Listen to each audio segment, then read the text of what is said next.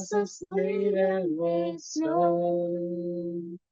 Who imagines the sun and gives souls to its light, yet continues to bring us the coolness of night. None can fathom, indescribable, uncontainable. You place the stars in the sky, you know them by name. You are amazing, God. All powerful, untamable, awestruck before to an instance we humbly proclaim. You are amazing, God. You are amazing, God.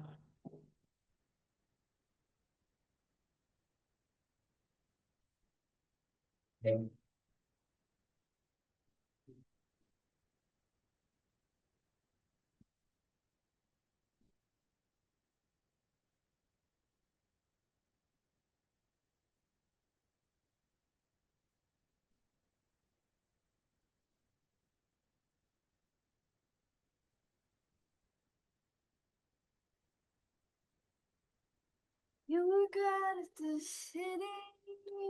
You are King of this people, you're the Lord of this nation. You are. You're light in the darkness. You're the hope to the hopeless. You're the peace to the restless. You are. There is no one like our God. There is no one like our God. For greater things are yet to come, and greater things are still to be done in this city. The greater things have yet to come, and greater things are still to be done in this city. You're the God of this city. You're the King of this people. You're the Lord of this nation. You are. You're the light in the darkness. You're the hope to the hopeless. You are peace to the restless. You are. There is no one like our God. For there is no one like our God. For greater things are yet to come, and greater things are still to be done in this city.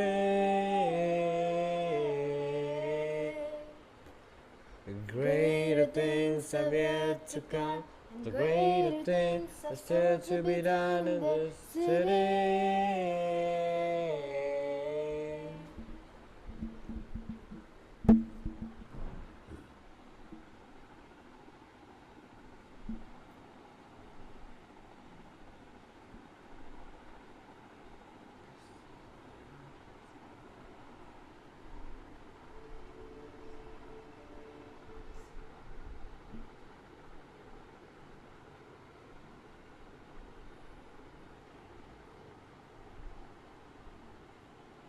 రెండు Telugu songs పాడండి అన్నయ్య.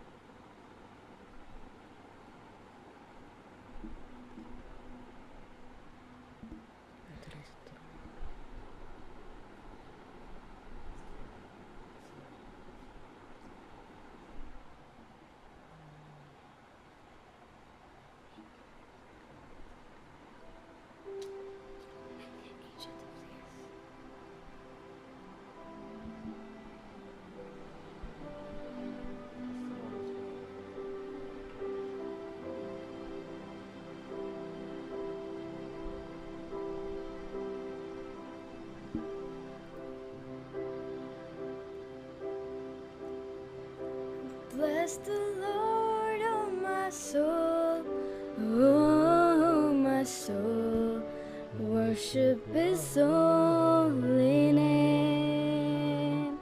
Sing like never before. Oh, my soul, I will worship Your holy name. The sun comes up, it's a new day dawning. It's time to sing Your song again. Whatever may pass and whatever lies before me, let me be singing when the evening comes. Bless the Lord, oh my soul, oh my soul, worship His holy name. Sing like never before. Oh my soul, I will worship Your holy name. You're rich in love and You're slow to anger. Your name is great and Your heart is kind. For all Your goodness I will keep on singing. 10,000 reasons for my heart to find. Bless the Lord, oh my soul, oh my soul, worship His holy name. Sing like never before. Oh my soul, I will worship Your holy name. Yes, I will Worship Your holy name. Yes, I will worship Your holy name.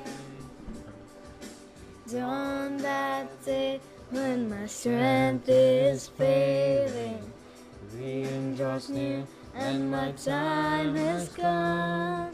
Still my soul will sing Your praise unending. 10,000 years and then forevermore. Bless the Lord, oh my soul, oh my soul, worship His holy name. Sing like never before. Oh my soul, worship Your holy name. Yes, I will worship Your holy name. Lord, I will worship Your holy name.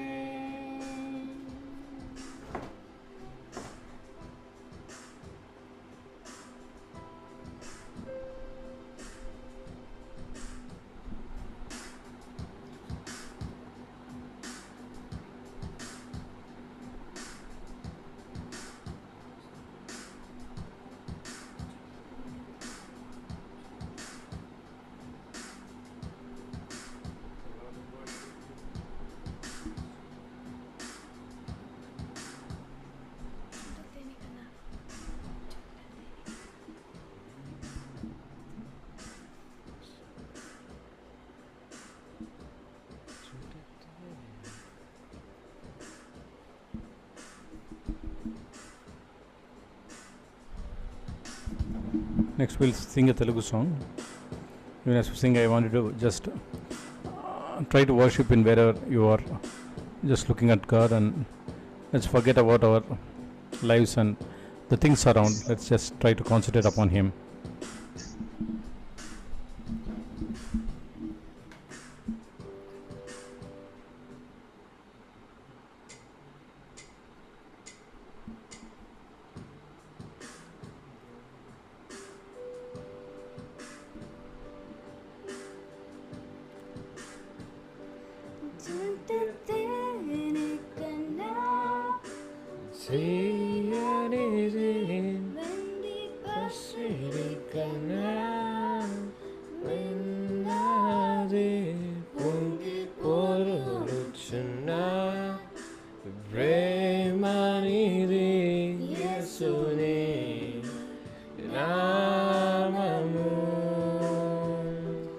Zuya kan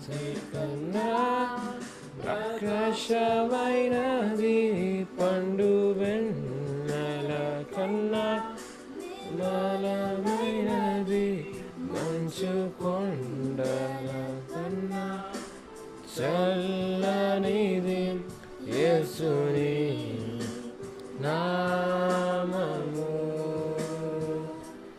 యేసు సాధుడవు నీవే, మరణాన్ని జయించిన వీరుడవు, సర్వాన్ని జయించే యోధుడవు. నీకు శాంతి లేనెవరు, రక్షగా నా బలము. దేవా స్థలము నీవే, నిజమైన దేవుడవు. ప్రాణమే మ్రోక్కెదము, కన్నా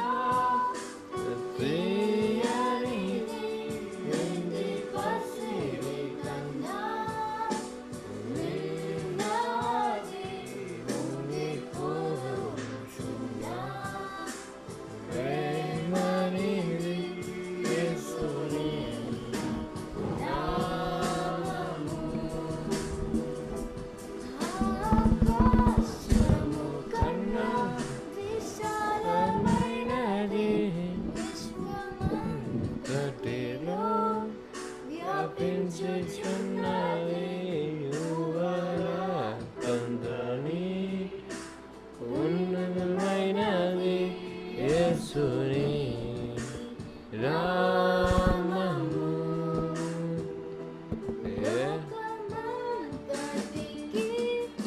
రక్షణ మార్గము జనులందరినీ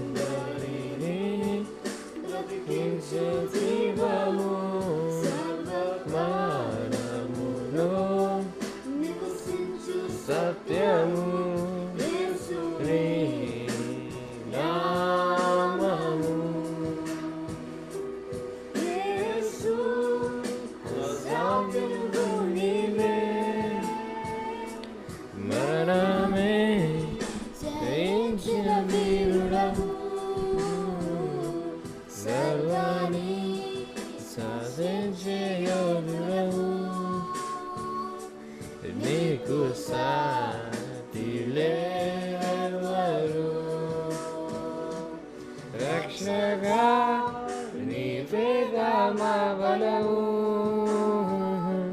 దేవా నాకు స్థలము నీవే, నీవే నిజమైన దేవుడవు. ప్రాణమే మ్రోక్కెదము,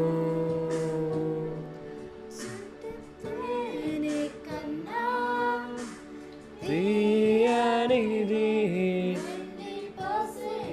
కన్నా పొంగి ప్రోలుచున్న ప్రేమనిది యేసుని నామము. సూర్యకాంతి కన్నా ప్రకాశమైనది పండు నెల కన్నా నిర్మలమైనది మంచు కొండల కన్నా యేసుని నామము. యేసు సాధుడవు నీవే, మరణమే జయించిన సర్వాన్ని శాసించే యోధుడవు. నీకు సాటి లేనెవరు, రక్షగా నీవేగా మా బలము.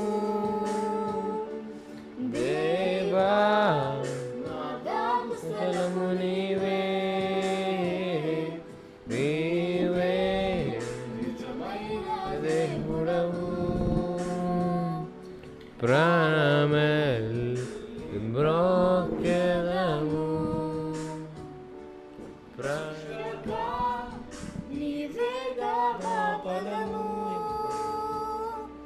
దేవా మా జాగస్థలము నీవే,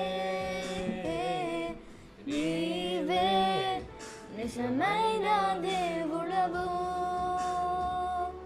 ప్రాణమెల్లి మ్రోక్కెదము, మెల్లి మ్రోక్కెదము.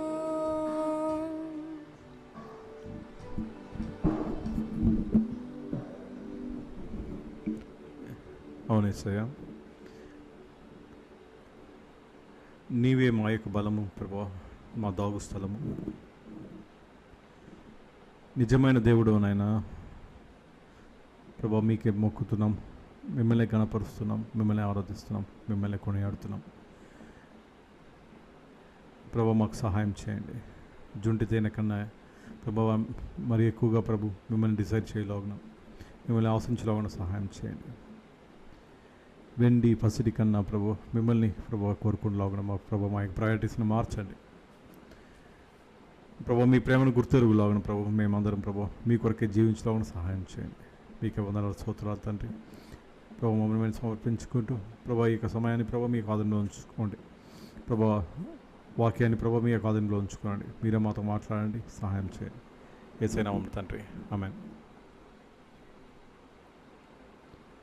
వనజమ్మ. ఆమేన్. Praise Lord. ఈ సమయంలో సార్ విజయ్ కుమార్ సార్ని నేను పరిచయం చేస్తున్నాను. సార్ ఎలక్ట్రికల్ డిపార్ట్మెంట్లో ఇంజనీర్గా వర్క్ చేస్తారు. ఇక్కడ కడప రిమ్స్ దగ్గర విన్యాస్ అపార్ట్మెంట్స్లో సార్ ఫ్యామిలీ నాకు పరిచయం అయ్యింది. మంచి కుటుంబం, భయభక్తుల్లో దేవుని భయభక్తుల్లో ఉంటున్న కుటుంబం, దేవుని చేత వాడబడుతున్న కుటుంబం. పిల్లలు కానీ అక్క సార్ వాళ్ళ వైఫ్ అక్క కానీ సార్ కానీ అందరికి బ్లెస్సింగ్గా ఉంటూ అనేక రకాలుగా సహాయం చేస్తూ చాలా మందికి ఉంటున్నారు, బ్లెస్సింగ్గా ఉంటున్నారు. అదే కుటుంబం పరిచయం అయ్యి దేవుడు పరిచయం చేసినందుకు ఆయన స్తుతిస్తున్నాను. సమయంలో సార్ మనకు వాక్య పరిచర్య చేస్తారు. Vijay Kumar sir, good evening sir. Good evening అమ్మా. అందరికీ ప్రభువైన యేసుక్రీస్తు వారి నామములో శుభావందనాలు చెప్తుంటున్నాను. ఇక్కడ డాక్టర్ సుధీర్, డాక్టర్ ఉమక వీళ్ళిద్దరు నా సీనియర్స్ సార్. వాళ్ళ పిల్లలు, నేను, ఇంకా ఒకరిద్దరు ఉన్నట్టున్నారు. వాళ్ళని పరిచయం చేస్తున్నాను సార్. మీరు కంటిన్యూ చేయండి, లాస్ట్ లో మళ్ళీ మాట్లాడుతున్నాం sir. Thank you sir. Over to you. అందరికీ ప్రభు పేరిట వందనాలు చెల్లిస్తూ ఉంటున్నాను. ప్రియమైనటువంటి దేవుని బిడ్డారా, ఈ విధంగా మన దేవుడు, మన రక్షకుడైనటువంటి ప్రభువు మనకు అనుగ్రహించినటువంటి రక్షణను బట్టి, ఆయనలో మనకు అనుగ్రహించిన సహవాసాన్ని బట్టి నేను ఎంతగానో దేవునికి వందనాలు చెల్లిస్తూ ఉంటున్నాను. ఈ దినం ఈ విధంగా మీతో పాటి దేవుని వాక్యం పంచుకోవడానికి అవకాశం కల్పించినటువంటి మీకును ప్రభువుకు వందనాలు చెల్లిస్తూ ఉంటున్నాను. ప్రియ దేవుని బిడ్డారా, ఈ సమయంలో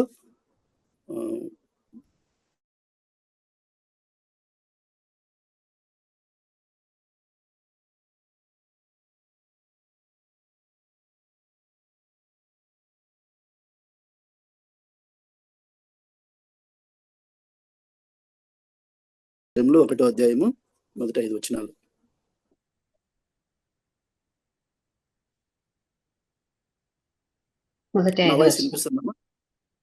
వినిపిస్తుంది సార్.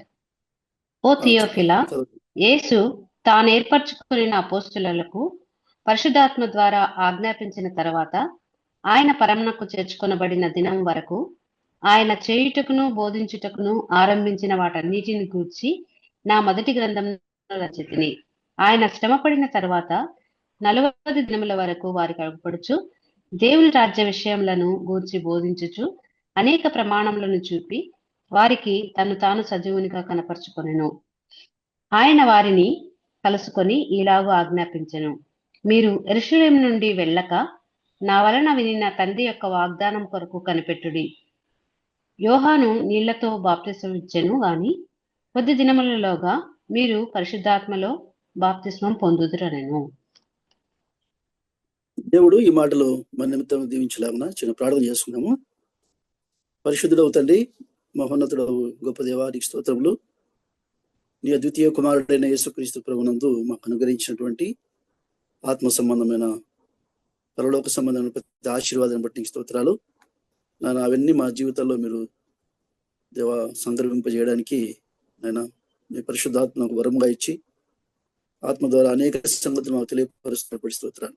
నాయన, మరి తండ్రి, రక్షించబడిన మేము నీ బిడ్డలంగా చిన్న ఫెలోషిప్ లో ప్రభావ ఈ విధంగా నీ వాక్యం ధ్యానించిపోతుండగా అయినా నీ వాక్యము శక్తి కలిగింది, ఎంతో దేవా మరి తండ్రి బలమైంది ప్రభా. నీ వాక్యము మమ్మల్ని బ్రతికిస్తుంది ప్రభా, జీవింపజేస్తుంది. నీ వాక్యం చేత మమ్మల్ని దర్శించమని కోరుకుంటూ దేవా మాతో మీరే మాట్లాడమని కోరుకుంటూ సహాయం తెచ్చేయమని యేసు ప్రభువును ప్రార్థన చేసి వేడుకుంటున్నాం తండ్రి, ఆమేన్. ప్రేమైనటువంటి దేవుని బిడ్డలారా, ఈరోజు మనము అపోస్తుల కార్యములు 1వ అధ్యాయము మొదటి 5 వచనాలు మనం చదువుకుంటూ వచ్చినాము.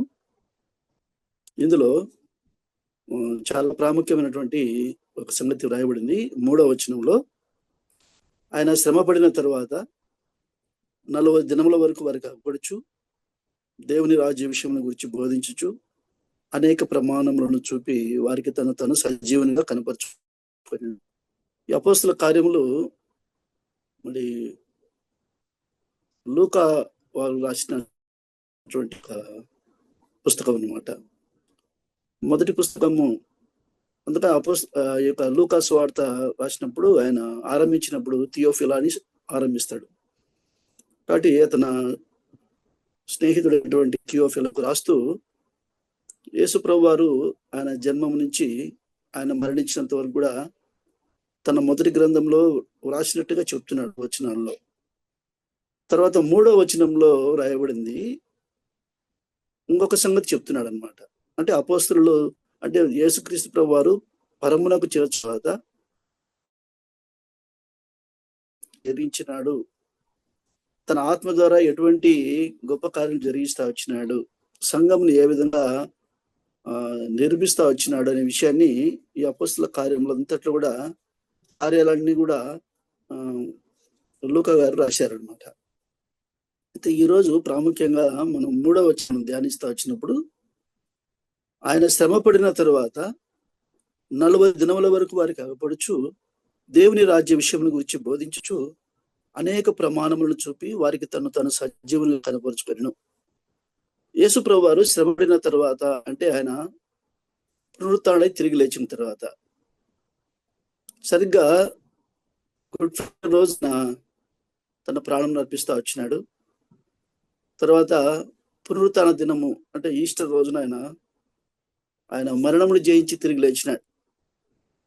ఆ దినము నుంచి ఆయన చనిపోయి తిరిగి లేచిన తర్వాత ఆదివారం పెందల కడనే ఆయన సమాధిని గెలిచి తిరిగి లేచినాడు. లేచిన తర్వాత యేసుక్రీస్తు ప్రభువారు ఆయన పరలోకానికి వెళ్ళాడు.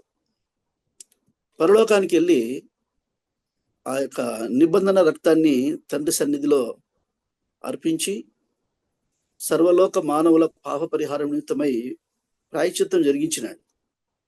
ఆ ప్రాయశ్చిత్తం నిమిత్తము ఆయన పరలోకానికి వెళ్ళి అంటే అతి పరిశుద్ధ స్థలము లాంటి అంటే ఈ యొక్క దేవుడు పెట్టినటువంటి యొక్క మందిరం దేవాలయంలో పరిశుద్ధ స్థలము అతి పరిశుద్ధ స్థలం ఉంటుంది. అతి పరిశుద్ధ స్థలంలో మరి పాప పరిహార నిమిత్తము ప్రధాన యాజకుడు సంవత్సరానికి ఒక్కసారి మాత్రమే ప్రవేశించి తన కొరకు ప్రజలందరి కొరకు ఆ నిబంధన రక్తాన్ని ప్రోక్షించి దేవుడు అంగీకరించినటువంటి ఆ రక్తాన్ని తిరిగి వచ్చి ప్రజలందరి మీద చిలకరిస్తా వచ్చినప్పుడు ఆ రక్తము ఎక్కడైతే మరి ప్రోక్షించబడుతుందో ఆ ప్రతి వస్తువు ప్రతి వ్యక్తి మరి పవిత్రపరచబడు.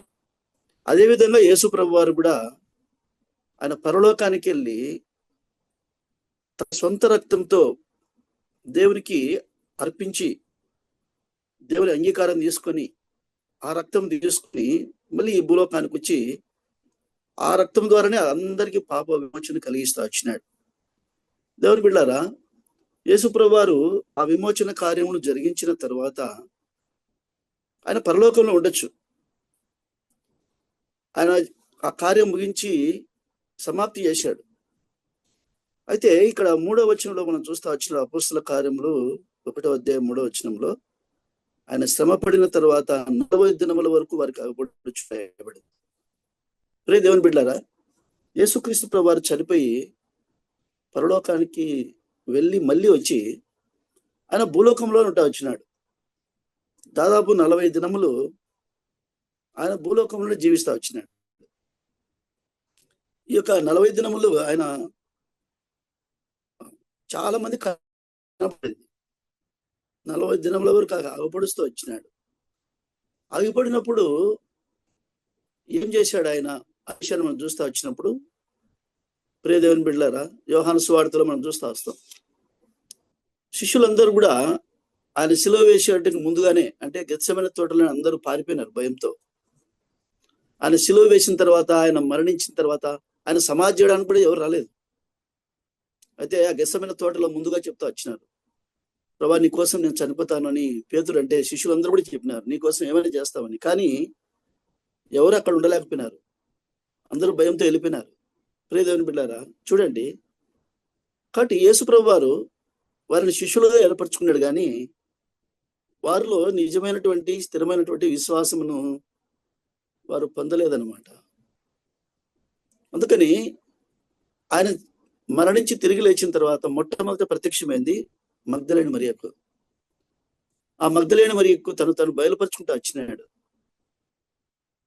అప్పుడు యేసుప్రభు వారు చెప్పినాడు మగ్దలేని మరియతో, అమ్మా నువ్వు వెళ్ళు, నా సహోదరుల దగ్గరికి వెళ్ళి నేను తిరిగి లేచినట్టుగా చెప్పు. ఆ మాట చెప్తా వచ్చినప్పుడు మగ్దలేని మరి ఆ శిష్యులు చెప్పినప్పుడు వాళ్ళు నమ్మలే. వాళ్ళు సమాధి దగ్గరికి వచ్చి చూసి వెళ్ళారు, కానీ వాళ్ళకేం పట్టనట్టుగా ఉంటా వచ్చినారు.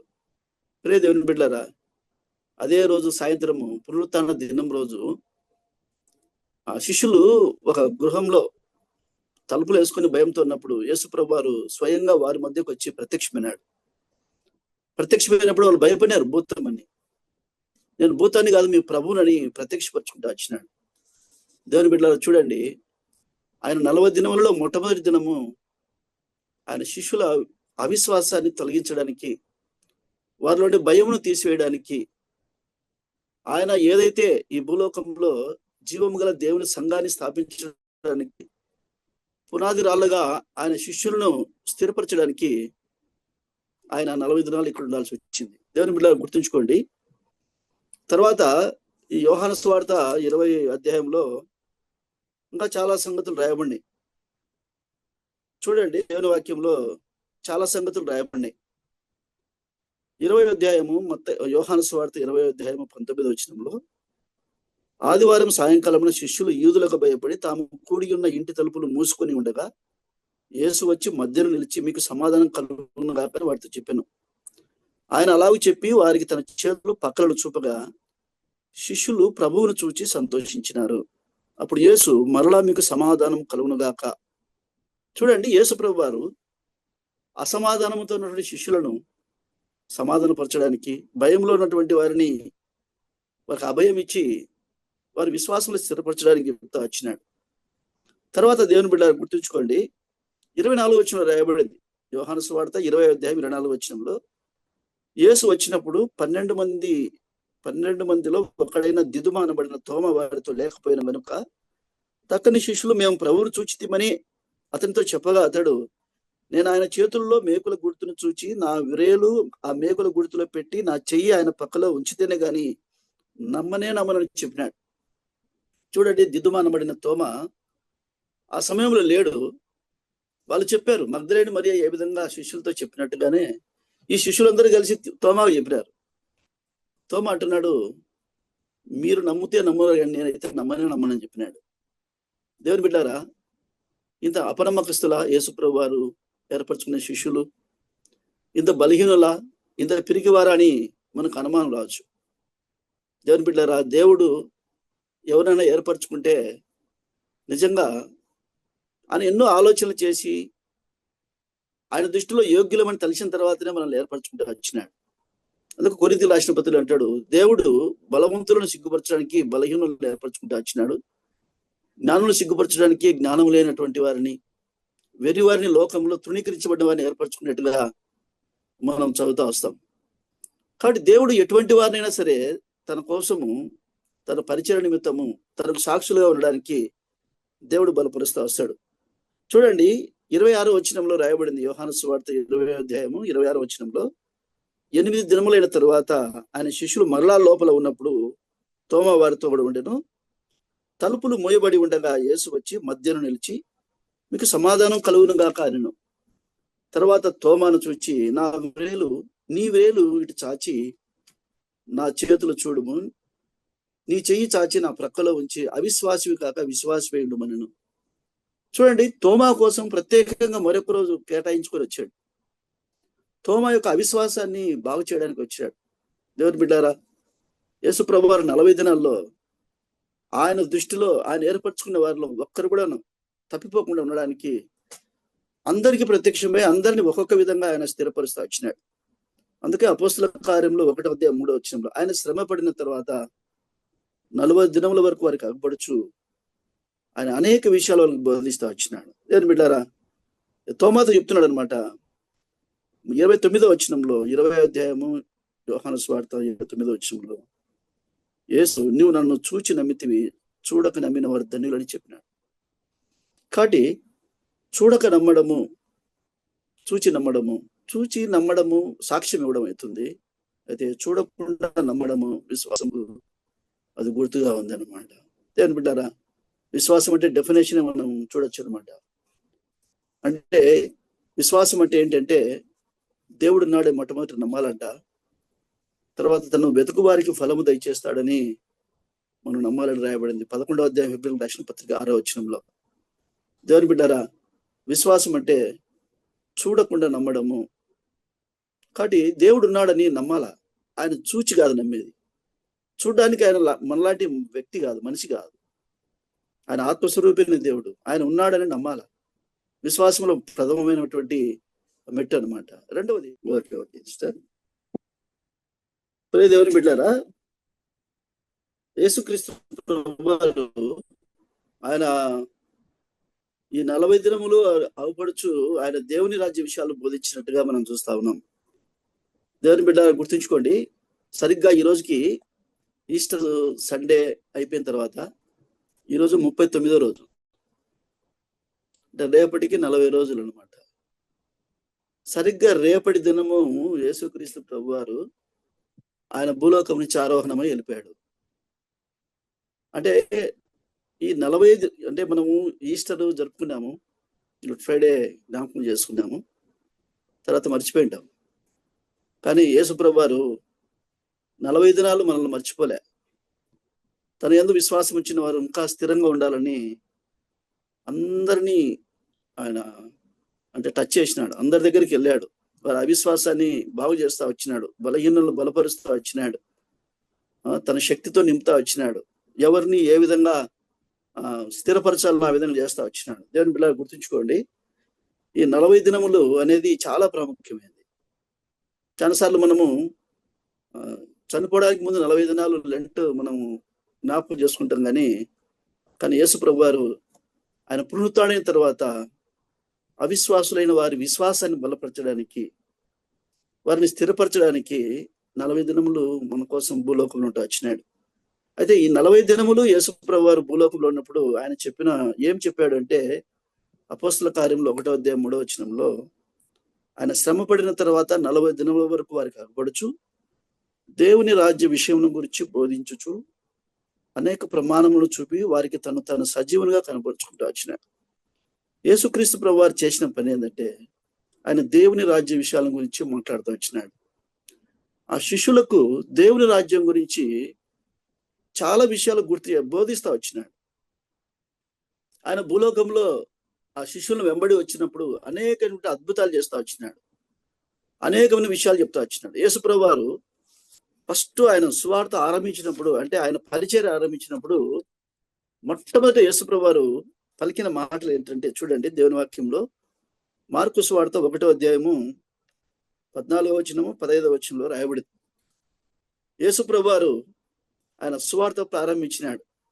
మార్కు సువార్త 1వ అధ్యాయం 1వ వచనంలో దేవుని కుమారుడైన యేసుక్రీస్తు సువార్త ప్రారంభము. 14వ వచనంలో 15వ వచనంలో మార్కు సువార్త 1, 14, 15.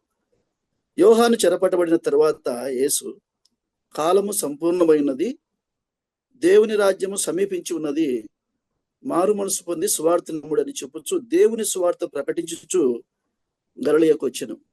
యేసు ప్రభువారు ఆయన వెంటనే ఫస్ట్ చెప్పిన మాట ఏంటంటే కాలము సంపూర్ణమైనది, దేవుని రాజ్యము సమీపించి ఉన్నది. కాబట్టి దేవుని రాజ్యంతోనే ఆయన ఆరంభించాడు పరిచర్య. ఎందుకంటే ప్రతి ఒక్కరిని దేవుని రాజ్యంలోకి తీసుకెళ్లాలా. మానవునికి పరలోక ప్రవేశం, దేవుని రాజ్యం అంటే పరలోక ప్రవేశం అనేది లేదు. పాపాన్ని బట్టి మనం పోగొట్టుకున్నాం. అందుకని యేసు ప్రభు వారి కంటే ముందు చనిపోయిన ప్రతి ఒక్కరు కూడా, విశ్వాసంతో మృతి చెందిన వారు కూడా మరి పాతాళంలోకి తోయబడతా వచ్చినారు. అందుకనే మనం లాజరు ధనవంతుడు యేసు ప్రభు వారు చెప్పినటువంటి ఆ యొక్క స్టోరీ చూసినప్పుడు ఇద్దరు పాతాళంలో వచ్చినారు. ఒకరు నెమ్మది పొందే స్థలము, ఒకరు యాతన పడే స్థలము అని రాయబడింది. అంటే వాళ్ళకు పాతాళం నుంచి విమోచన లేదు.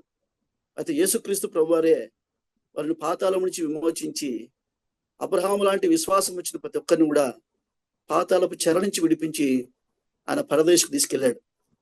దేవుని బిడ్డారా, కాబట్టి దేవుని రాజ్యం ఉంది అనే విషయాన్ని యేసు ప్రభువు తన పరిచర్య ఆరంభంలో చెప్తా వచ్చినాడు. కాబట్టి దేవుని రాజ్యం సమీపించి ఉన్నది, మారు మనసు పొందని అంటున్నాడు. దేవుని బిడ్డారా, ఈ సువార్త నమ్మని చెప్తా వచ్చినాడు. దేవుని బిడ్డారా, మారు మనసు అనేది మనం దేవుని రాజ్యానికి మొట్టమొదటి మెట్టు అన్నమాట. యేసుక్రీస్తు ప్రభువారు శిష్యులకు దేవుని రాజ్య విషయాల గురించి మళ్ళీ 40 రోజులు చెప్తా వచ్చినాడు. అంటే వాళ్ళు అంతవరకు వినింది వాళ్ళకు గ్రహింపు లేదు. అంతవరకు వాళ్ళు ఏం విన్నారో అది వాళ్ళకే అవగాహన లేదు. దేవుని బిడ్డారా, అందుకే యేసు ప్రభువారు ఎవరినైతే ఏర్పరచుకున్నాడో వారిని స్థిరపరచడానికి, వారి అవిశ్వాసం బాగా చేయడానికి, ఆ దేవుని యొక్క ఉద్దేశం ఏంటో అది తెలియపరచడానికి 40 దినాలు ఆయన స్పెండ్ చేస్తూ వచ్చినాడు. మనం యోహాను సువార్త 14వ అధ్యాయంలో మనం చూస్తూ వచ్చినప్పుడు చూడండి, ఈ మాట నేను చదువుతాను. 14వ అధ్యాయము 1వ వచనంలో నుంచి నేను చదువుతున్నా. మీ హృదయములను కలవరపడనీయకుడి, దేవుని యందు విశ్వాసం ఉంచుచున్నారు, నా యందును విశ్వాసం ఉంచుడి. నా తండ్రి అనేక నివాసములు లేని ఎడల మీతో చెప్పుదును, మీకు స్థలము సిద్ధపరచ వెళ్ళుచున్నాను. నేను వెళ్ళి మీకు స్థలము సిద్ధపరిచిన ఎడల నేనుండు స్థలంలో మీరును ఉండులాగున మరలా వచ్చి నా యొద్ద ఉండుటకు మేము తీసుకొని పోదును. దేవుని బిడ్డారా, యేసుక్రీస్తు ప్రభువారు స్పష్టంగా చెప్పినాడు, తండ్రి ఇంట అనేక నివాసములు కలవు. ఆ దేవుని రాజ్యము, పరలోక రాజ్యంలో అనేక నివాసాలు ఉంటున్నాయి. లేకుంటే నేను చెప్తాను కదా, మీకు స్థలం సిద్ధపరచడానికి నేను వెళ్తున్నా అంటున్నాడు. ఎందుకు స్థలం సిద్ధపరుస్తున్నా అంటే, నేను వెళ్ళి స్థలం సిద్ధపరిస్తే నేనుండు స్థలంలో మీరును ఉండాలి. మనమందరం దేవునితో ఉండాలి. ఆ దేవునితో, దేవుని కుమారుల వలె, దేవుని పిల్లల వలె ఒక కుటుంబంగా, ఒక ఇంటి వారిగా మనం ఉండాలా. యేసు ప్రభువారు భవిష్యత్తులో జరిగించబోయేటువంటి కార్యం అంతటి చెప్తున్నాడు అనమాట. కాబట్టి మిమ్మల్ని తీసుకోవడానికి నేను మళ్ళీ వస్తా అంటున్నాడు. మరి ఈ యొక్క అంశము శిష్యులకు అర్థం కాకుంటే, ఆయన చనిపోయి తిరిగి లేచిన విషయాలకు అర్థం కాకుంటే ఆయన ఇల్లు కడితే ఎవరు వస్తారు అక్కడికి? అందుకే యేసు ప్రభువారు 40 దినాలు శిష్యులను ఆ దేవుని రాజ్యం గురించి బోధిస్తూ ఆ దేవుని రాజ్యం గురించి సిద్ధపరుస్తూ వచ్చినాడు. దేవుని బిడ్డారా, కాబట్టి ఆ వెళ్ళే స్థలం ఏదో మనకు తెలియదు. అందుకని యేసు ప్రభువారు తోమ అడిగినాడు 5వ వచనంలో, 14వ అధ్యాయం యోహాను సువార్త 5వ వచనం. అందుకు తోమ, ప్రభువా ఎక్కడికి వెళుచున్నావో మాకు తెలియదే, ఆ మార్గం ఎలాగో తెలియదు అని అడగగా యేసు, నేనే మార్గము సత్యము జీవము, నా ద్వారానే తప్ప ఎవడు తండ్రి యొద్దకు రాడు. కాబట్టి ఎక్కడ వెళ్ళాలి ప్రభా, ఎట్లా వెళ్ళాలి, ఆ మార్గం మాకు తెలియదంటే, ఆ మార్గం ఎవరో కాదు, నేనే. నాది విశ్వాసం ఉంచితే నేనే తీసుకెళ్తా. ఎందుకంటే నేను నా ద్వారా తప్ప ఎవడు తండ్రి యొద్దకు వెళ్ళడు. ఎందుకంటే తండ్రి యొద్దకు వెళ్ళి పరలోకానికి వెళ్ళిన వ్యక్తి ఎవరు లేరు. దారి నాకు ఒక్కరికే తెలుసు. కాబట్టి మీరు నా యందు విశ్వాసం ఉంచితే నేను వెళ్ళే స్థలంలో మిమ్మల్ని తీసుకెళ్తా. మీకు దారి తెలియదు కాబట్టి నేను మళ్ళీ వస్తా, ఆ రాజ్యంలో చేరుస్తా.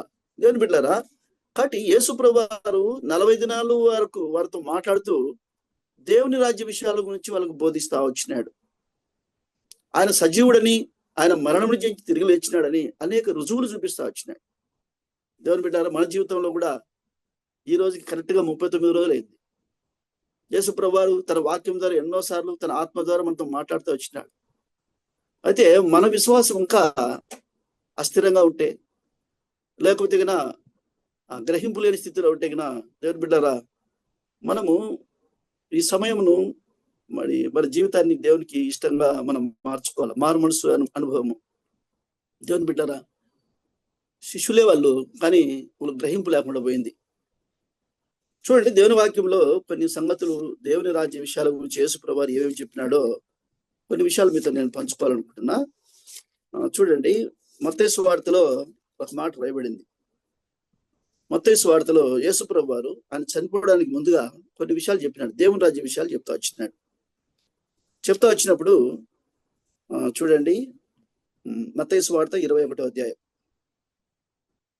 మత్తయి సువార్త 21వ అధ్యాయము 42వ వచనం. మరియు యేసు వారిని చూచి, ఇల్లు కట్టువారు నిషేధించిన రాయి మూలకు తలరాయి అయిను, ఇది ప్రభువు వల్లనే కలిగను, ఇది మన కన్నులకు ఆశ్చర్యము అను మాట మీరు లేఖంలో ఎన్నడూ చదవలేదా? కాబట్టి దేవుని రాజ్యం మీ యొద్ద నుండి తొలగించబడి దాన్ని ఫలమిచ్చు జనులకు ఇవ్వబడినని మీతో చెప్తున్నాను. దేవుని బిడ్డలారా, ఇక్కడ స్పష్టంగా యేసు ప్రభువు చెప్తున్నాడు, దేవుని రాజ్యము ఎవరైతే ఇది మా రాజ్యము, మేము వెళ్తాము అని వారి భక్తి, వాళ్ళ ఇష్ట ప్రకారము జీవించే వారితో చెప్తున్నాడు.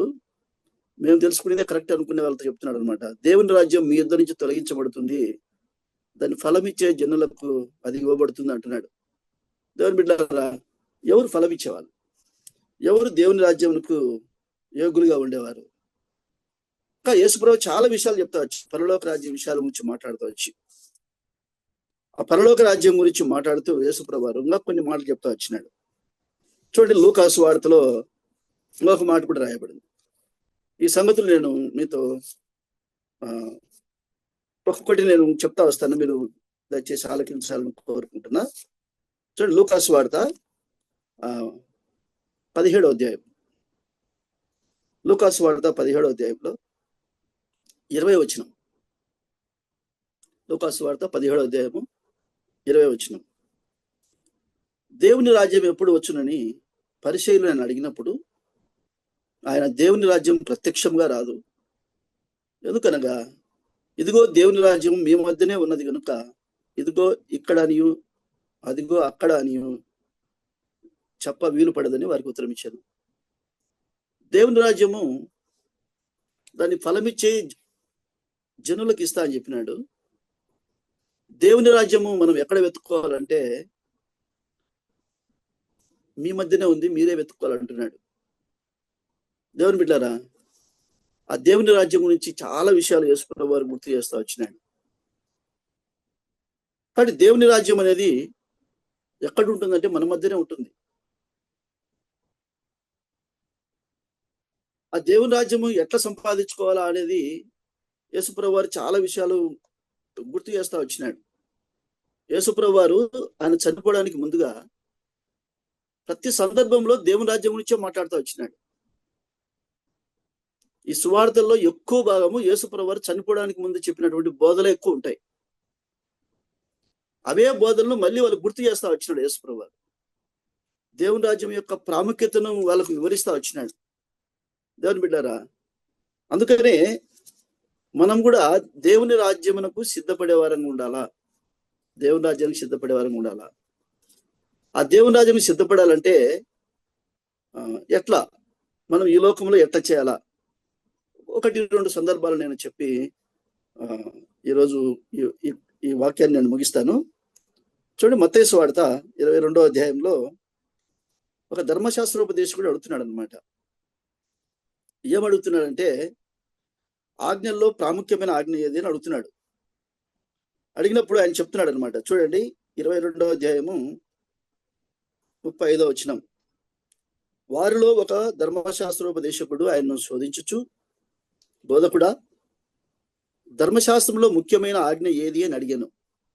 అందుకు ఆయన, నీ పూర్ణ హృదయంతో, నీ పూర్ణ ఆత్మతోను, నీ పూర్ణ మనసుతోను నీ దేవుడైన ప్రభువును ప్రేమించవలననియు, ఇది ముఖ్యమైనది మొదటిది ఆజ్ఞ.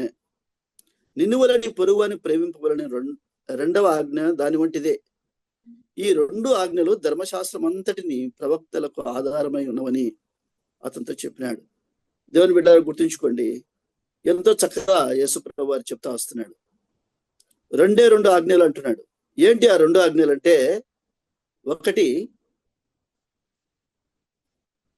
పూర్ణ హృదయంతో, పూర్ణ మనసుతో, పూర్ణ ఆత్మతో ప్రభువును సేవించాలి, అంటే దేవుని ప్రేమించాలా. రెండవది నిన్ను వల్ల నీ పొరుగువాని ప్రేమించాల. ఈ రెండు ఆజ్ఞలకు మొత్తం ఆజ్ఞలు 10 ఆజ్ఞలన్నీ కూడా అందులో అమర్చబడి ఉన్నాయి అని చెప్తున్నాడు అనమాట. దేవుని బిడ్డలారా చూడండి, మొదటి ఆజ్ఞ చెప్తున్నాడు అనమాట, పూర్ణ హృదయంతో ప్రభును ప్రేమించాలని. పూర్ణ హృదయంతో ప్రభును ప్రేమించాలంటే ఆజ్ఞలు 10. ఆజ్ఞలు 10లో మొట్టమొదటి ఆజ్ఞ, నేను మీ దేవుడను, నేను తప్ప మీకు వేరొక దేవుడు ఉండకూడదు. తర్వాత ఆయన రెండో ఆజ్ఞ చెప్తున్నాడు, పైన ఆకాశం అందు కానీ, కింద భూమి అందు కానీ, భూమి కింద మరి జలముల ఎందు కానీ దే రూపం నువ్వు పెట్టుకోకూడదు. మూడో ఆజ్ఞ, నీ దేవుడిని యెహోవాను ఆయన నామమును వ్యర్థంగా ఉచ్చరించకూడదు. నాలుగో ఆజ్ఞ, 6 దినాలు మనం పని చేసుకొని ఒక దినం దేవుడిని కేటాయించి దేవుని సన్నిధిలో కనపడాలా. ఆ విశ్రాంతి దినం అంటే ప్రభు సన్నిధిలో మనం కనబడేటువంటి దినం అని చెప్తూ వచ్చినాడు. దేవుని బిడ్డలారా, నిజంగా చాలా ఆ 4 ఆజ్ఞలు దేవునికి సంబంధించినట్టు. ఈ 4 ఆజ్ఞలు దైవ సంబంధమైనటువంటి ఆజ్ఞలన్నీ కలిపి ఒక ఆజ్ఞగా మార్చేసినాడు. అది నీ పూర్ణ హృదయంతో నువ్వు ప్రభువును ప్రేమించు అని చెప్తున్నాడు. మనం పూర్ణ హృదయంతో ప్రభువును ప్రేమిస్తే ఖచ్చితంగా మనము ఆయన తప్ప ఏరే దేవుడు అని మనము ఖచ్చితంగా నిలబడతాం. మనం పూర్ణ హృదయంతో ప్రభువును ప్రేమిస్తే ఆయనకు తప్ప ఎవరికి మనము ఏ విగ్రహానికి మనం ముఖం. మనం పూర్ణ హృదయంతో ప్రభువును ప్రేమిస్తే ఆయన నామమును వ్యర్థంగా మనం ఉచ్చరించము. పూర్ణ హృదయంతో ఆయన ప్రేమిస్తే ఆయన సన్నిధిలో మనం కనపడతాము, ఆయన గణపరుస్తాము, ఆరాధిస్తాం. తర్వాత ఈ 10 ఆజ్ఞల్లో 4 ఆజ్ఞలు ఒక ఆజ్ఞగా చూపిస్తున్నాడు. మిగిలిన 6 ఆజ్ఞలు కలిసి ఇంకొక ఆజ్ఞగా చూపిస్తున్నాడు. అది నిన్ను వల్ల నీ పొరుగువాని ప్రేమించు. నిన్ను వల్ల నీ పొరుగువాని ప్రేమించు అంటే దేవుని బిడ్డలారా, 6 ఆజ్ఞల్లో మిగిలిన మొట్టమొదటిది, నువ్వు భూమి మీద దీర్ఘాయుష్మంతుడు ఉన్నట్లు నీ తల్లిని తండ్రిని సన్మానించుము. కాబట్టి తల్లిదండ్రులు మొట్టమొదటి పొరుగువారు. కాబట్టి నువ్వు పొరుగువాని ప్రేమిస్తే నీ తల్లిదండ్రులు నువ్వు ప్రేమిస్తావు. దేవుని ఆజ్ఞను నెరవేర్చడము, పొరుగువాని ప్రేమించడము.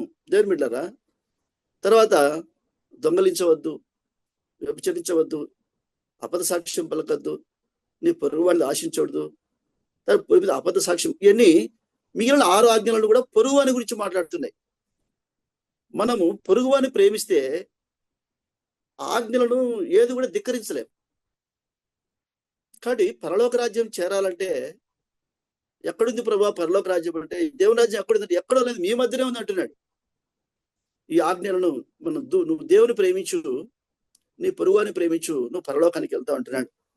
దేవుని బిడ్డలారా, ఇదే మాటను చాలా చక్కగా చెప్తున్నాడు అనమాట. మార్కు సువార్త 12వ అధ్యాయంలో కొంచెం వివరంగా రాయబడి. మార్కు సువార్త 12వ అధ్యాయం. మార్కు సువార్త 12వ అధ్యాయము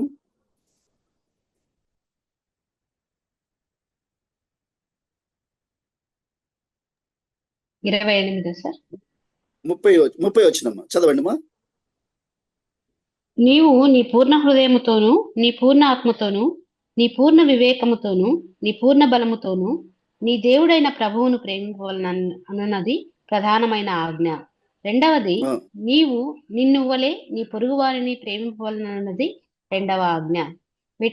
వీటికంటే ముఖ్యమైన ఆజ్ఞ మరి ఏదీ లేదని అతనితో చెప్పెను. ఆ ఆ శాస్త్రి శాస్త్రి, బోధకుడా, బాగుగా చెప్పితివి. ఆయన అద్వితీయుడనియు ఆయన తప్ప వేరొకడు లేడనియు నీవు చెప్పిన మాట సత్యమే. పూర్ణ హృదయముతోనూ పూర్ణ వివేకముతోనూ పూర్ణ బలముతోనూ ఆయనను ప్రేమించుటయు, ఒకడు తన్ను వలె తన పొరుగు వారిని ప్రేమించుటయు సర్వాంగ అన్నింటికంటేను బలులన్నింటికంటేను అధికమని అతనితో చెప్పెను.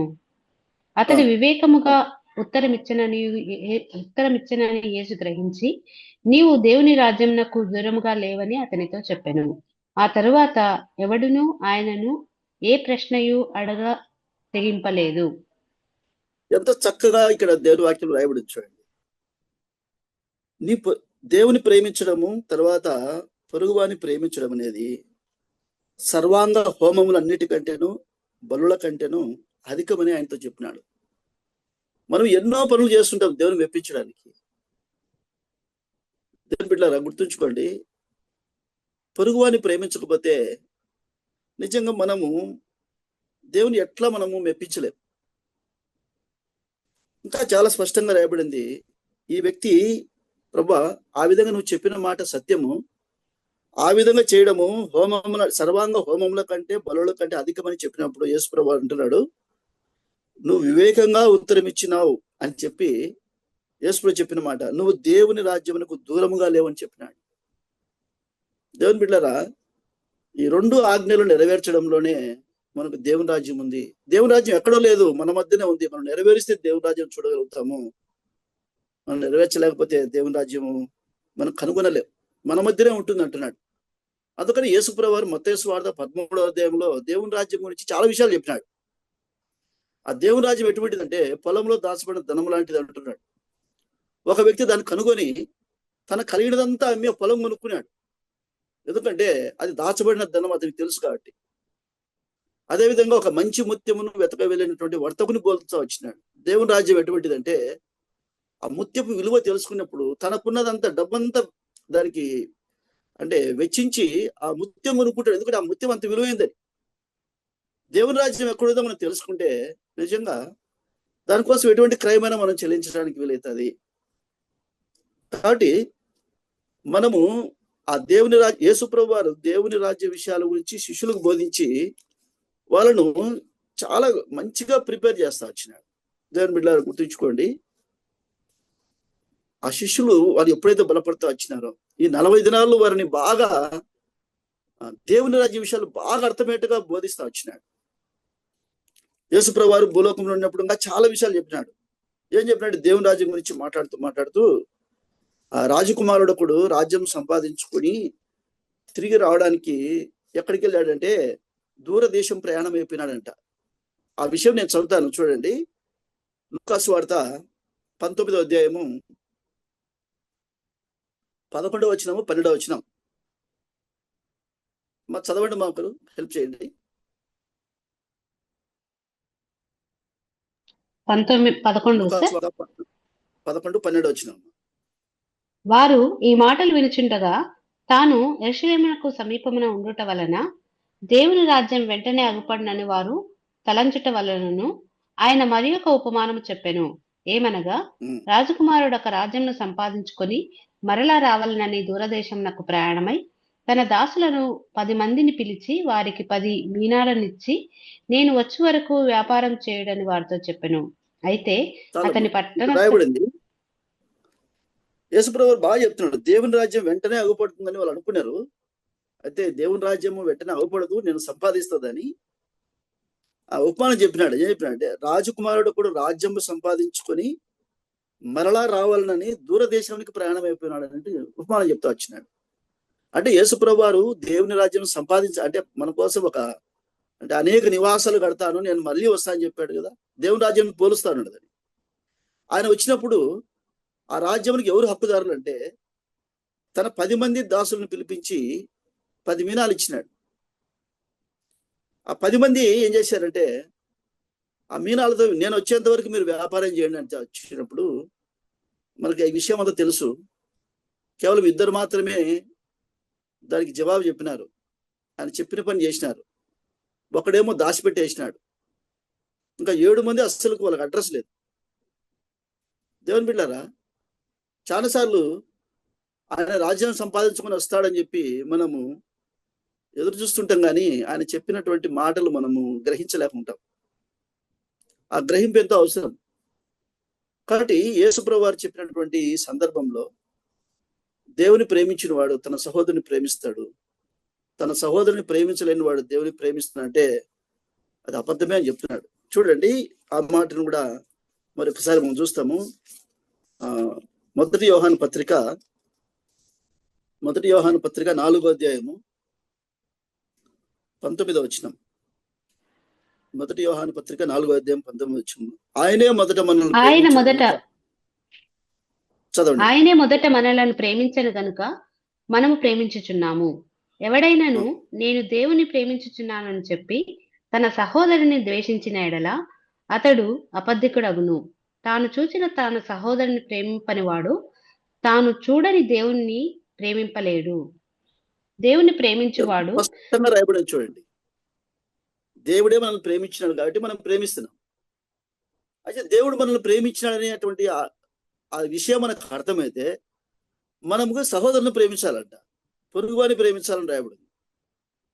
మనము దేవుడు చెప్తే ఎంత బాగా చెప్తున్నట్టు యేసుప్రభువు వారు, తాను చూచిన తన సహోదరుని ప్రేమింపని వాడు తాను చూడని దేవుని ఎట్ట ప్రేమిస్తాడు అంటున్నాడు. అంటే కనపడే వ్యక్తిని మనం ప్రేమించకపోతే కనిపించని దేవుని నేను ప్రేమిస్తున్నా అంటే అది అబద్ధం అంట. చాలాసార్లు మనము ఈ విషయంలో మనం పొరపడుతుంటాం. దేవుని మెప్పించడానికి ఏమో చేస్తాం, కానీ పక్కనున్న వారిని మనము ఏం చేయలేం. అంటే దేవుడు అంటున్నాడు, దేవుని రాజ్యం ఎక్కడ లేదు అక్కడ ఇక్కడ పరిగెత్తుంటారు, మీ మధ్యనే ఉంది అంటున్నాడు. దేవుని బిడ్డారా, యేసుప్రభువు వారు దేవుని రాజ్యమును మన మధ్యనే ఉంచాడు, మనమే కనుక్కోవాలంట. ఎవరైతే సిద్ధపడుతారో వాళ్ళకు ఆయన సిద్ధపరిచినటువంటి ఆ స్థలానికి తీసుకెళ్తా అంటున్నాడు. ఒక్క సందర్భమే నేను యేసుప్రభువు వారు చెప్పినటువంటి మాటను నేను చెప్పి ముగిస్తాను. చూడండి, మత్తయి సువార్త 20 ఇదందరూ మనం చదువుకున్న భాగమే, కాకపోతే ఒక్కసారి నేను మీకు జ్ఞాపకం చేయాలనుకుంటున్నా. చూడండి, మత్తయి సువార్త 25వ అధ్యాయము, మత్తయి సువార్త 25వ అధ్యాయము 31వ వచనం. మత్తయి సువార్త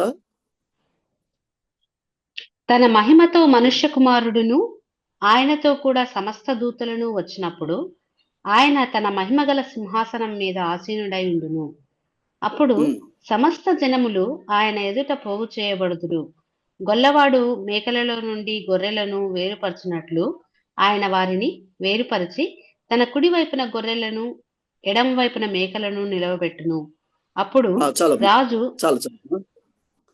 చూడండి, యేసుప్రభువు వారు చివరిగా చేసేటువంటి కార్యం చెప్తున్నాడు. తన మహిమతో మనుష్య కుమారుడు ఆయనతో కూడా సమస్త దూతలు వచ్చినప్పుడు, అంటే ఆయన వెళ్ళి రాజ్యం సిద్ధపరచుకొని తిరిగి వచ్చేటప్పుడు రాజకుమారుడు కూడా రాజ్యం సంపాదించుకొని తిరిగి వస్తా అని చెప్పినాడు. మీనాలు ఇచ్చాడు. మీనాలు ఆయన ఇచ్చిన మీనాలు ఆయనకు జవాబుదారీగా ఉండి ఎవరైతే ఆయన కోసం సిద్ధపడతా వచ్చినారో, దేవుని బిడ్డలారా, వాళ్ళ కోసం వస్తాడు ఆయన. వాళ్ళ కోసమే కాదు, అందరికీ ఆయన తీర్పు తీర్చబోతున్నాడు. ఆ మహిమగల సింహాసనం మీద కూర్చున్నప్పుడు సమస్త జనులు ఆయన ఎదుట పోగు చేయబడుతున్న రాయబడింది.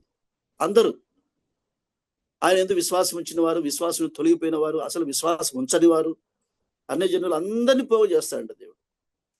పోగు చేసినప్పుడు గొల్లవాడు మేకల్లో నుండి గొర్రెలను వేరుపరిచినట్లు వాడిని వేరుపరుస్తాడంట. గొల్లవాడు వాడు గొర్రెలు మేపుతున్నప్పుడు ఖచ్చితంగా కొన్ని మేకలు కూడా అందులో పెట్టుకుంటాడు. చూడండి, ఎందుకు అట్లా ఉంటాయంటే కన్నా మేక ముందుండి నడిపిస్తుంటది. ఒక్కోసారి కాపరి గొర్రెకు చాలా తెలివి తక్కువ, అయితే చాలా సాధువైన జంతువు గొర్రె. దానికి జ్ఞానం లేదు కానీ ఎంతో విధేయత ఉంటుంది. దేవుని బిడ్డలారా, అది కీడుకు ప్రతికీడు చేయలేదు. అయితే మేక అట్లా కాదు. మేక గుడితే ఏంటంటే అది గంభీరంగా ఉంటుంది, గర్వంగా ఉంటుంది, అతిశయపడుతుంటుంది అనమాట. అది అనేకమైనటువంటి ఆహారం సంపాదించుకోగలదు, సొంతంగా ఏమైనా తినగలదు. కానీ గొర్రెకు తన ఆహారం ఎప్పుడు నాకు తెలియదు, తను తాగడానికి నీళ్ళు ఎక్కడనే తెలియదు. కానీ కాపరి ఎంతో అవసరం దానికి. దేవుని బిడ్డారా, దేవుని పిల్లలు దేవుని మీద ఆధారపడి ఉంటారు, దేవునికి విధేయులుగా ఉంటారు, సాత్వికులుగా ఉండాలని గొర్రెలు చూపిస్తున్నాయి. మేకలు సొంతంగా ఉంటాయి, అవి గంభీరంగా ఉంటాయి, అంత మాత్రమే కాదు గర్వంగా కూడా ప్రవర్తిస్తుంటాయి. ప్రసంగి గ్రంథంలో రాస్తాడనమాట, సామెతల గ్రంథంలో కూడా మేకల యొక్క స్వభావం ఎట్టుందో.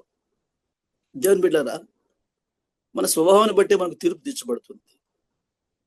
చూడండి, గొల్లవాడు గొర్రెలను మేకలను వేరుపరిచినట్టుగా వేరుపరుస్తాడంట. ఆయన కుడివైపున గొర్రెలను ఎడవైపున మేకలు నిలబెడతాడంట. ఆయన మాట్లాడుతున్నాడు, దేవుని రాజ్యం ఇచ్చేటప్పుడు పంచేటప్పుడు, ఆ దేవుని రాజ్యంలో ప్రవేశం మనం చేసేటప్పుడు ఆయన చెప్పే మాట ఏంటంటే 34వ వచనంలో, అప్పుడు రాజు తన కుడివైపు ఉన్న వారిని చూచి, నా తండ్రి చేత ఆశీర్వదించబడిన వాళ్ళ రండి, లోకము పుట్టిన మొదలుకొని మీ కొరకు సిద్ధపరిచిన రాజ్యమును స్వతంత్రించుకునండి. దేవుని రాజ్యమును స్వతంత్రించుకోండి అంటున్నాడు. దేవుని రాజ్యమును మీరు స్వాధీనపరచుకోండి అంటున్నాడు. ఈ దేవుని రాజ్యం ఎప్పటి నుంచి సిద్ధపరుస్తున్నాడంటే, లోకము పుట్టినది మొదలుకొని నేను ఎవరి కోసం సిద్ధపరిచినో ఆ రాజ్యం మీరు స్వతంత్రించుకోండి అంటున్నాడు. ఎవరినంటే కుడివైపు ఉన్నటువంటి గొర్రెలు లాంటి వారితో ఆయన మాట్లాడుతున్నాడు అనమాట. ఎందుకు వాళ్ళకు అట్లా ఇచ్చాడు? వాళ్ళ దగ్గర ఉన్న క్వాలిటీస్ ఏంటి అంటే చెప్తున్నాడు అనమాట. చూడండి 35వ వచనంలో, నేను ఆకలి గొంటిని నాకు భోజనం పెట్టినారు, దప్పిగొంటిని దాహం ఇచ్చినారు, పరదేశిన ఇంటిని నన్ను చేర్చుకున్నారు, దిగంబరున ఇంటిని నాకు బట్టలు ఇచ్చినారు, రోగున ఇంటిని నన్ను చూడవచ్చినారు, చెరసాల్లో ఇంటిని నా యొద్ద వచ్చిందని చెప్పుచు ఆయనతో మాట్లాడుతూ వచ్చినాడు. దేవుని బిడ్డలారా, యేసుప్రభువు వారు ఎంత స్పష్టంగా చెప్తున్నాడు చూడండి. కాబట్టి నేను ఈ విధంగా ఉన్నప్పుడు నన్ను పరామర్శించినారని చెప్తున్నాడు అనమాట. అయితే వాళ్ళు అంటున్నారు, నిజంగా గొర్రెలాంటి స్వభావం కలిగిన కాబట్టి వాళ్ళు అపకారం మనసులో ఉంచుకోరు, చేసిన ఉపకారాన్ని కూడా మర్చిపోయేవారు అనమాట. అప్పుడు వాళ్ళు అంటున్నారు అనమాట, ఎంత బాగా చెప్తున్నారు చూడండి 37వ వచనంలో, అందుకు నీతిమంతులు, ప్రభువా, ఎప్పుడు నువ్వు ఆకలి ఉంటే మేము చూచి ఆహారం ఇచ్చితిమి, నువ్వు దప్పికొని ఉంటే చూచి దాహం ఇచ్చితిమి, ఎప్పుడు పరదేశం అయినట్టు చూచి నన్ను చేర్చుకుంటుమి, దిగంబరం అయినట్టు చూచి బట్టలు ఇచ్చితిమి, ఎప్పుడు రోగమైనటైనను చెరసాలు ఉంటాయని చూచి నీ యొద్దకు వచ్చితిమి అని ఆయన అడిగినారు.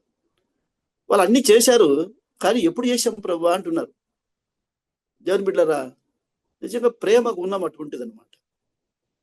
దేవుడు మనల్ని ప్రేమించినాడు, మనం దేవుని ప్రేమిస్తున్నామని చెప్తుంటాము, కానీ సహోదరులను ప్రేమించలేం. కాబట్టి సహోదరుని ప్రేమించకపోతే మనం దేవుని ప్రేమించడం అనేది అబద్ధము అని దేవుని వాక్యం సెలవిస్తా ఉంది. వీళ్ళు చూడండి, సహోదరులను ప్రేమించి ఉపకారం చేసినారు, కానీ గుర్తులేదు వాళ్ళకు.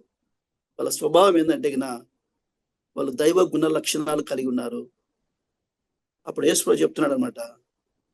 చూడండి 40వ వచనంలో, అందుకు రాజు, మిక్కిలి అల్పులైన ఈయన ఆ సహోదరులలో ఒకరికి మీరు చేసిద్దరు కనుక నాకు చేసిద్దరని మీతో నిశ్చయముగా చెప్పుచున్నాను నేను. ఎంత మంచి మాట చూడండి.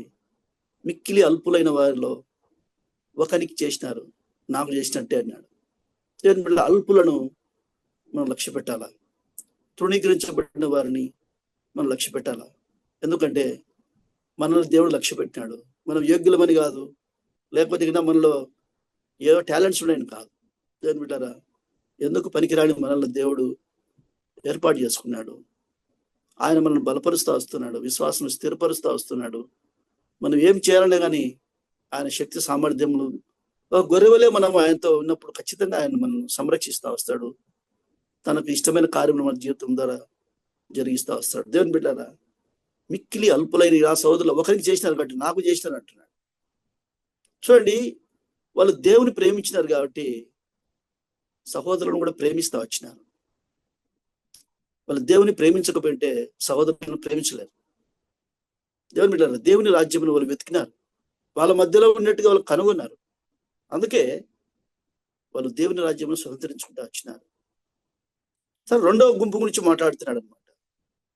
41వ వచనం, అప్పుడు ఆయన ఎడమవైపు ఉండవారిని చూచి, శపించబడిన వారిలారా, నన్ను విడిచి అపవాదికిని వారి దూతలకు సిద్ధపరిచిన నిత్యాగ్నిలోనికి పోడి, నేను ఆకలి గుంటిని నాకు భోజనం పెట్టలే, దప్పిగుంటిని నాకు దాహం ఇలే, పరదేశం ఇంటిని నన్ను చేర్చుకోలే, దిగంబరిన ఇంటిని నాకు బట్టలు ఇలే, రోగిన ఇంటిని చెరసాల ఇంటిని నన్ను చూడరాలేదని చెప్పుచు ఆ మాట చెప్పినప్పుడు వాళ్ళు అంటున్నారు అనమాట, ఏంది ప్రభువా నువ్వు ఈ మాట చెప్తున్నావు, అసలు ఎప్పుడు వచ్చినావు మా దగ్గరికి అంటున్నారు. చూడండి, అందుకు వారు ప్రభువా మేము ఎప్పుడు ఆకలి కొని ఉంటాయి, దప్పికొని ఉంటాయి, పరదేశీ ఉంటాను, దిగంబరి ఉంటాను, రోగి ఉంటాను, చెరసాలు ఉంటాను చూచి నీకు ఉపచారం చేయకపోతే పని ఆయన అడిగాడు. దేవుడు ఎన్నోసార్లు వారి జీవితాల్లో ఈ అనుభవాలు వచ్చినాయి, కానీ వాళ్ళు దేవుని ప్రేమించలేదు కాబట్టి నిజంగా వాళ్ళకు సహోదరుడు కూడా కనపడలే. నిజమైన దేవుని ప్రేమ వారు లేదు కాబట్టి, దైవ గుణాలు వారు లేవు కాబట్టి సహోదరుని కూడా ప్రేమించలేకపోయినారు. ధర్మశాస్త్రం ప్రకారము ఆజ్ఞలన్నీ పాటించి ఒక ఆజ్ఞలో తప్పిపోయిన అన్ని కోల్పోయినట్టే. దేవుని బిడ్డారా, దేవుని ప్రేమిస్తున్నానని చెప్పి మరి సహోదరుని ప్రేమించకపోతే పరలోక రాజ్యం పోగొట్టుకుంటున్నాం అంటున్నాడు. ఇక్కడ కూడా యేసుప్రభువు చెప్పిన 45 వచ్చిన అందుకు ఆయన మిక్కిలి అల్పులైన ఈ వీరిలో ఒక్కనికైనా మీరు అలాగూ చేయలేదు కనుక నాకును చేయలేదని మీతో నిశ్చయంగా చెప్తున్నాను. ఒక్కని కూడా చేయలేదు అంటున్నాడు. ఒకసారి దైవ గుణం రాలేకపోయింది, ఆ దైవ స్వభావం అందులో రాలేదు. ఆయన ప్రశ్న వేస్తున్నాడు, దేవుని బిడ్డలారా ఒక్కని కూడా మీరు చేయలేదు అంటున్నాడు. చాలాసార్లు మనము ఈ దేవుని పని అని మనం ఏవేవో చేస్తాం, మంచిదే, కానీ చేయవలసింది మాత్రం చేయలేము. యేసుప్రభు వారు కోసము ప్రాణం ఇస్తామన్నారు శిష్యులు. ప్రభా నీ కోసం ఏమైనా చేస్తామని చెప్పినారు. ఇంకా పేతురు అయితే ఇంకా కొంచెం ఒక అడుగు ముందుకేసి యేసుప్రభుని పట్టుకోవడానికి వచ్చిన ఆ యొక్క సైనికుల ఒక వ్యక్తి చెవు తెగనరికాడు. దేవుని బిడ్డలారా, చూసినప్పుడు నిజంగా పేతురు చాలా పవర్ఫుల్ అనుకుంటాం కదా, కానీ యేసుప్రభు వారు బలపరిచినంత వరకు అతను పవర్ కాలేదన్నమాట. 40 దినాల్లో పేతురు బలపరుస్తూ వచ్చినాడు, శిష్యులందరినీ బలపరుస్తూ వచ్చినాడు, బలహీనంగా అందరినీ బలపరుస్తూ వచ్చినాడు. దేవుని బిడ్డారా, ఆయన అందరిని విశ్వాసంలో స్థిరపరిచిన తర్వాతనే 40 దినములు, ఆ 40 దినమున ఆయన పరలోకాన్ని ఆరోహణం అయిపోయినాడు. దేవుని బిడ్డారా, ఆయన పరలోకాన్ని ఆరోహణం వెళ్ళిన తర్వాత మీరు ఎక్కడికి వెళ్ళొద్దండి, యెరూషలేములో ఉండండి, నా తండ్రి వలన వినిన వాగ్దానం మీకు వచ్చేంత వరకు మీరు ఉండండి అని చెప్పినప్పుడు నిజంగా 10 దినములు వారు యెరూషలేములో వాళ్ళు ఏకంగా కూడి వాళ్ళు కలిసి ప్రార్థన చేస్తూ వచ్చినారు. దేవుని బిడ్డారు, యేసుప్రభువు వారు 40 దినాలు వాళ్ళ కోసం స్పెండ్ చేయకపోయింటే వాళ్ళు తలాదారి వెళ్ళిపోయిండే వాళ్ళు. దేవుని ఉద్దేశం భూలోకం నెరవేరదు, ఆ పరలోక రాజ్యం ఖాళీగానే ఉంటుందంట.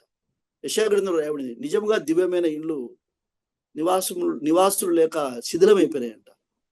దేవుని బిడ్డారా, పరలోక రాజ్యం శిథిల స్థితిలోకి వెళ్ళిపోయేది. అయితే ఆ పరలోక రాజ్యం సిద్ధపరిచింది మన కోసమే, ఆయన ఎందు విశ్వాసం ఇచ్చిన వారి కోసమే. వారు స్థిరంగా ఉండకపోతే ఆ రాజ్యం ఎవరు చేరుకుంటాము? అందుకే 40 దినాలు శిష్యులను బలపరిచినాడు. ఆ 40 దినాలు వాళ్ళు ఎప్పుడైతే స్థిరపడతా వచ్చినారో వాళ్ళు 10 దినాలు వాళ్ళు ప్రార్థన చేస్తూ వచ్చినప్పుడు సరిగ్గా 50 రోజులకు అంటే పెంతెకోస్తు దినాన పరిశుద్ధాత్మ దేవుడు దిగి వచ్చినాడు. దేవుని బిడ్డారా, అప్పటి నుంచి వారి శక్తి అధికమైంది, వారు బలమైన సాక్షులుగా నిలబడతా వచ్చినారు. దేవుని కోసం ప్రాణం ఇవ్వడానికి కూడా వాళ్ళు దేవుని రాజ్య వ్యాప్తి కోసం తన సమస్తం కోల్పోవడానికి కూడా ఇష్టపడుతూ వచ్చినారు. దేవుని బిడ్డారా, మన జీవితంలో కూడా మనం కూడా ఆయన శ్రమపడి 40 రోజులు కాకపోవచ్చు దేవుని రాజ్య విషయాల గురించి బోధించినాడంటే మనం కూడా దేవుని రాజ్యం గురించి అర్థం చేసుకున్నప్పుడు ఆ దేవుని రాజ్యం చేరుకోవాలంటే మనం ఏం చేయాలనో మనం గ్రహించినప్పుడు మన జీవితం కూడా దండమవుతుంది. మనం కూడా దేవుని కోసం ఒక సాక్షిలో ఉండగలుగుతాం. దేవుడు మన పరిమితి ఎంతవరకు ఇచ్చినాడో అంతవరకు మనం ఉండడానికి వీలవుతుంది.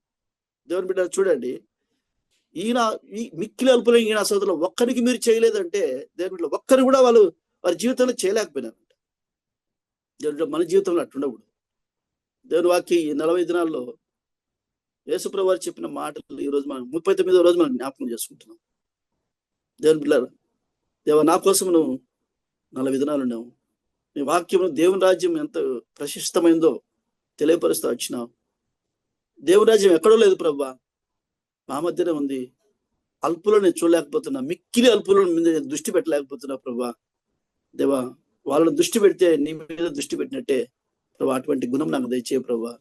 ఆ దైవ గుణము దైవ లక్షణాలలో ప్రసాదించు ప్రభా. పరిశుద్ధాత్మ దేవా, నాలో మలినమంతా కాల్చివేసి ప్రభా నీ ప్రసన్నత దేవా నీ గుణాలు నా జీవితంలో దేవ ప్రజ్వలింపజేయని మన దేవుని అడుగుతూ వచ్చి తగిన దేవుడు నిజంగా మన జీవితాల్లో అద్భుతంగా ఎంతో ఆశ్చర్యకరంగా మన జీవితాలు మార్చగలిగిన వాడు. దేవుని బిడ్డలారా గుర్తుంచుకోండి, ఆయన 40 దినాల వరకు కాకపోవచ్చు, ఆయన శ్రమ పడిన తర్వాత 40 దినాల వరకు కాకపోవచ్చు దేవుని రాజ్య విషయాల గురించి బోధించి ఆయన అనేక ప్రమాణం చూచి ఆయన తన సజీవుని కనపరుచుకుంటూ వచ్చినాడు. దేవుని బిడ్డారా, ఆనాడు ఉన్న దేవుడు ఈనాడు కూడా సజీవుడే మన మధ్య ఉన్నాడు. వాక్య రూపంగా మనతో మాట్లాడుతున్నాడు.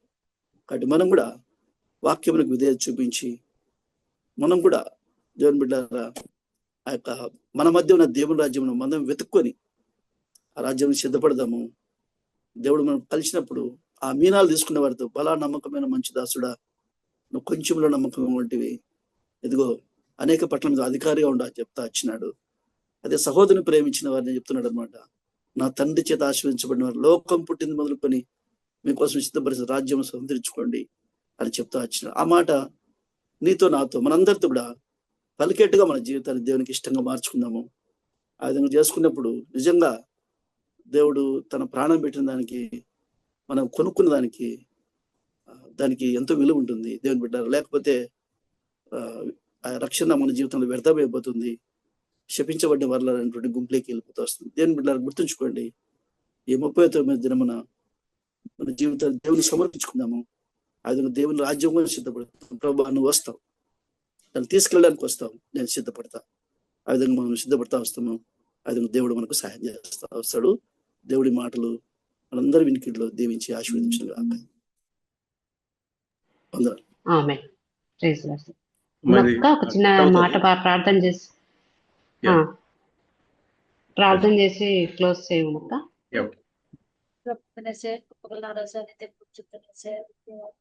దేవా ఈ రోజు అంతా పట్టిన స్తోత్రం చూసుకున్నాం తండ్రి. తీసుకొచ్చి దేవా మీరు ఉంచబడిన వాక్యాన్ని తండ్రి మేము వినడానికి మీకు చుట్టూ బట్టి వేలాది స్తోత్రం తెలుసుకున్నాం తండ్రి. దేవా ఇది చేసిన తండ్రి బ్రదర్ను కూడా దేవ ఆశీర్వదించండి, వాళ్ళ ఫ్యామిలీని